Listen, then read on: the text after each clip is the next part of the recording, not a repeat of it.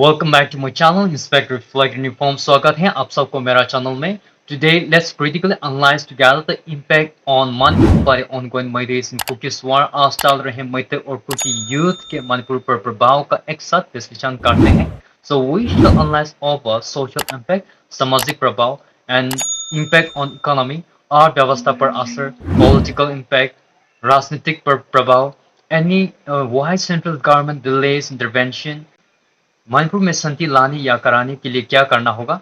So to critically analyze of all these points, stay with me till the end. So देखो in everyday news खबरों में हम रोज नए हमले का बारे में सुनते हैं. We hear news attack, loss of the lives, and so on. So for more than 230 lives have taken so far. So 59,000 are homeless and staying in relief camps. So who benefit from this war? It seems no one does, right? So what do you believe? Who benefit from this war? So no one. The conflict originally started between two communities or civilian. जो conflict है शुरुआत में तो दो जाति के बीच में शुरुआत हुआ था but now escalated into a war involving sophisticated weapon, daily attacks and drone strikes, rocketing over another. The nature of the war has shifted from community dispute to a larger scale insurgency. I want to show you a video clip. Let's see. When this news first came on the first second of this month, one of the media channels contacted me and asked me, "Sir, I had just read. I was not still aware of the details. Sir, are you aware that there been drone strike?" I said, "I've just read." So, are you surprised? I said, "I'm not really surprised because it is quite possible because I knew this background of it being used extensively in Myanmar, both by the Myanmar army as also by the PDF. This background I knew." And because the common ethnicity and all this open border, I said it was just a matter of time before it got used. But as I started studying, researching more, but this was what I have found out.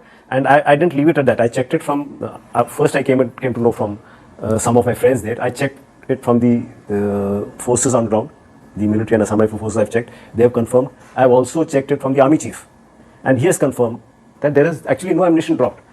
The footage, the pictures that are going around are of which place? They are of Palestine and Myanmar. I've said this in my earlier interviews also. I have about 35 to 40 videos in my mobile, all false, different countries. But what gets propagated is happening in Manipur.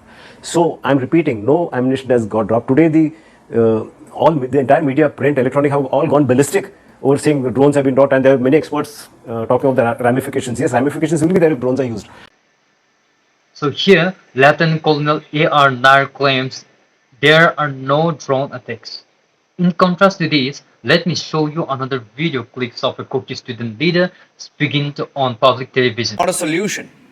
Who is firing these rockets? Pao Jacob. Yes, sir. About firing the rocket, yeah, no doubt. It's true that we both sides use rockets. It's not only Kuki people who use rockets. I'm okay with it. You're okay with it? For us, it is indigenous rockets. Did I hear you say you're okay with that? Yeah, both use. Even Arambai Tangals use. Even Meitei terrorists use rockets. I don't know what type of rockets they use, but the rocket that we use, the Kuki No, I didn't. Pao Jacob, just take one step back. I'm not blaming Meiteis or Kukis. I'm not getting into the specifics. I did not ask you a question about who's firing at whom. I asked you a question. If you're okay with these rockets being used, you're saying it's completely okay. You're okay with these rockets being used. Yeah, it's proper. Can I ask you then? You seem to know. You seem to know a lot. Where are these rockets coming from, Pao Jacob? Yeah, I say no, it's indigenously made. I don't know the other side, the rocket used by the other side. I don't know where it comes from, but the one used by the Kuki people, it's indigenously made. Indigenously made. A 5-kilometer range. 5-kilometer range aimed at a former chief minister's residence. Indigenously made. Did you hear General Singh? General Singh just made a point that this can't be indigenous. Yes, he said the parts can't be indigenous. See, sir, we are a man of combat community. We fought against the British even that time, 100 years back. We made our guns indigenously. Now that we have scientific knowledge, then we improvise them and we can even make even further than 5 kilometers away. No doubt, we have enough know-how. So what do you think after hearing this? Such kind of mentality can bring peace. He is a Kuki student leader. He admitting that the attacks through drones and rockets launch bomb or rocketing over civilians. Given his position as a student educated student leader, I was struck by how confidently he spoke. It's surprising to see such rhetoric on the public platform. There's nothing wrong with attacking drones and rocketing civilians. What kind of mentality is that? So this admits the intense hatred toward each other. Seeing this restoration of peace between these two communities may take decades, like Nagas and Kukis between for so long, and even more. We see rallies in New Delhi demanding separate administration, or Meitei students demanding restoration of peace. They claim they want peace, but are they willing to withdraw their troops? They are not willing to withdraw their troops or engage in negotiation. What do you think? In this way, can we restore peace in Manipur? If the war continues, there is high possibility that the Nagas might intervene, because the war between these two does not affect only within themselves, it affects all Nagas areas or all the other communities, those who are staying in Manipur or Nagas or other people's community sentiment, and in every areas really disturbance, as Nagas are still bearing the brunt of the conflict. The situation is growing increasingly complex and concerning, and may become more worse too. So, can it bring back normalcy in Manipur? Will peace return in Manipur? How to bring peace in Manipur? क्या मणिपुर में शांति लौटेगी? मणिपुर में शांति कैसा लाएं? So now let's see the impact of the ongoing Meiteis and Kukis conflict in Manipur. Manipur में चल रहे Meitei और Kuki संघर्ष का प्रभाव को देखते हैं. So social impact. First, let's see on social impact. सामाजिक पर प्रभाव, loss of harmony. The conflict has led to significant जैसे कि loss of harmony. The conflict has led to significant erosion of social harmony.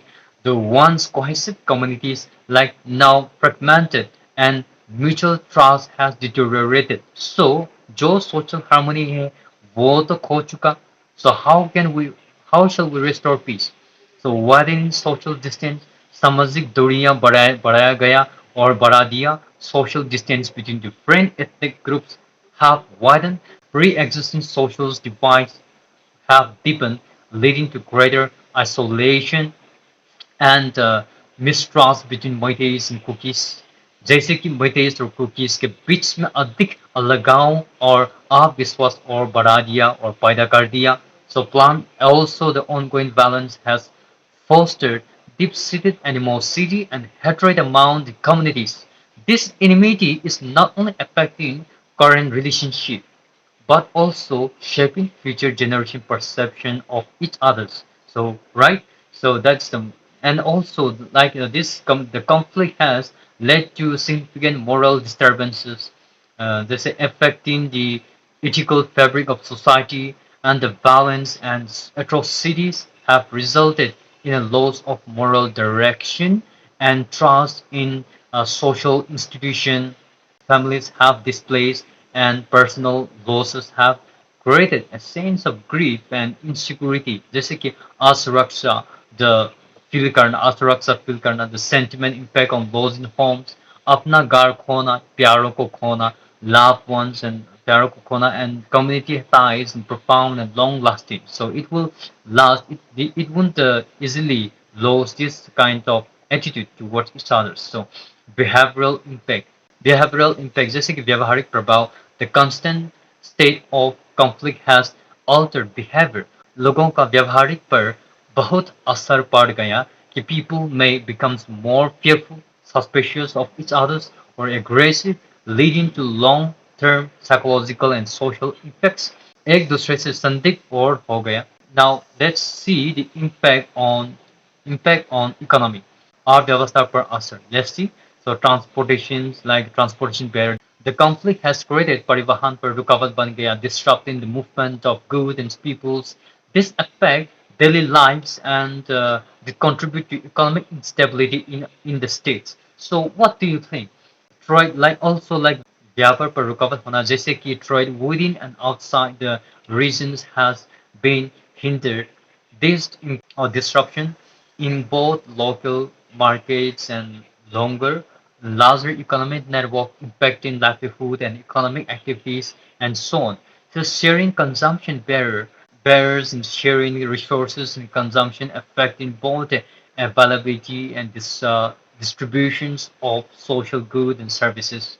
Basically, and also like food product from hilly to valley, valley to hilly, these resources are being diverted to address the conflict, leading to a loss of market या market खोने का नाते जो potential है for economic gain के लिए has lost and hindering development project as well, and also like funds, and जैसे कि financial misuse, fund meant for development or public welfare may be misused or redirected toward conflict management, leading to affecting and corruptions and like the delays in development.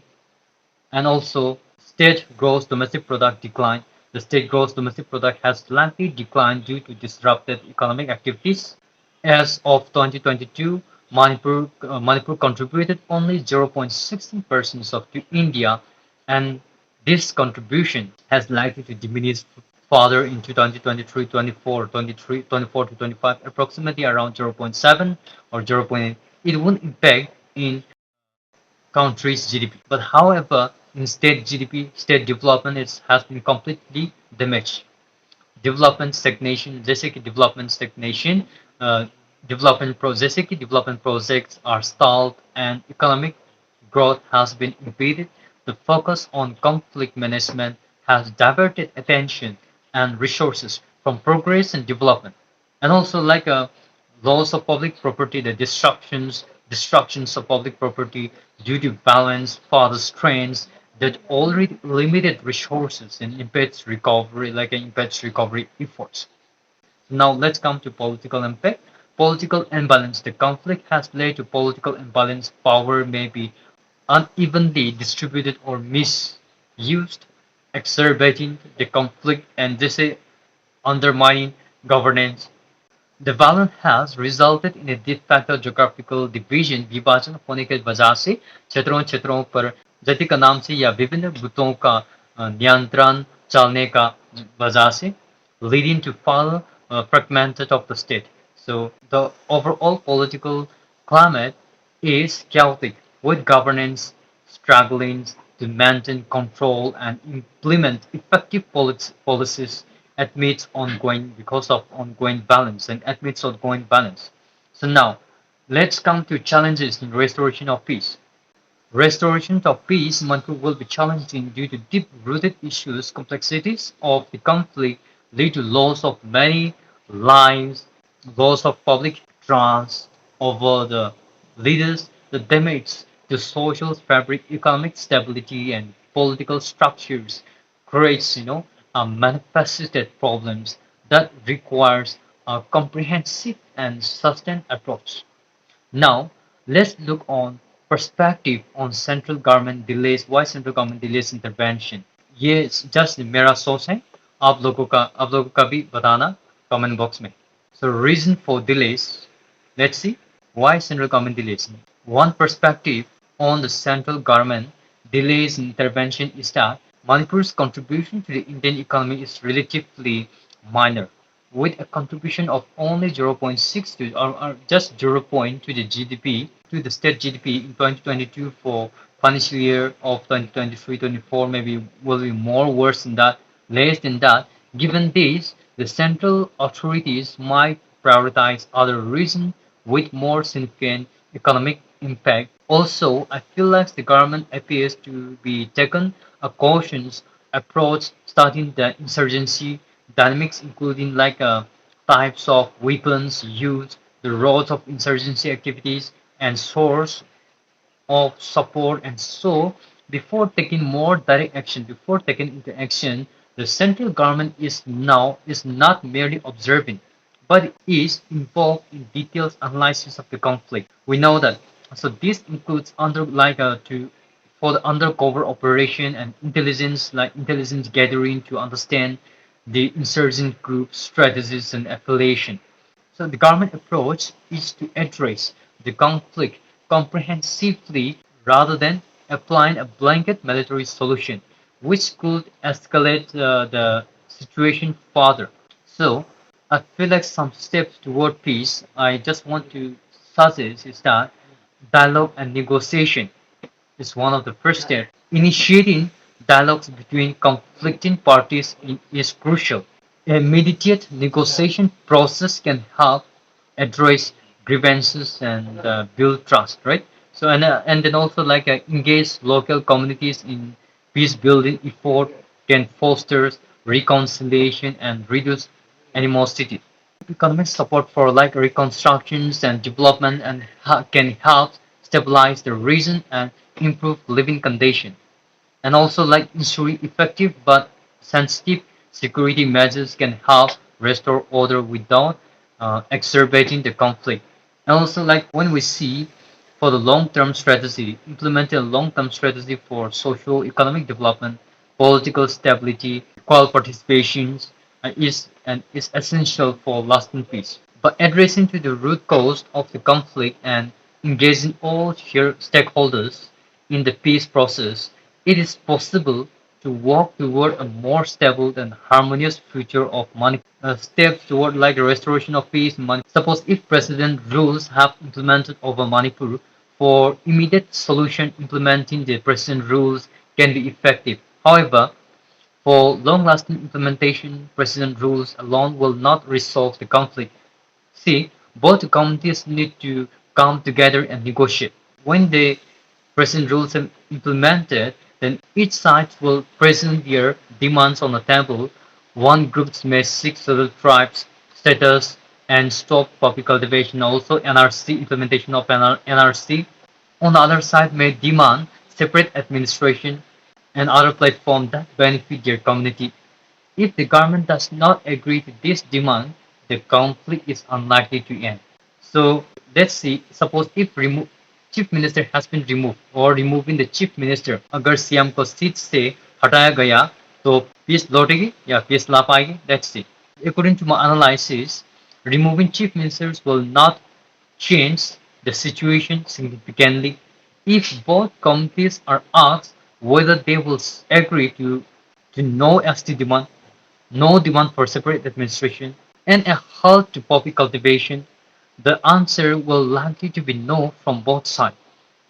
Without resolving these issues, removing the chief ministers will not lead to a solution.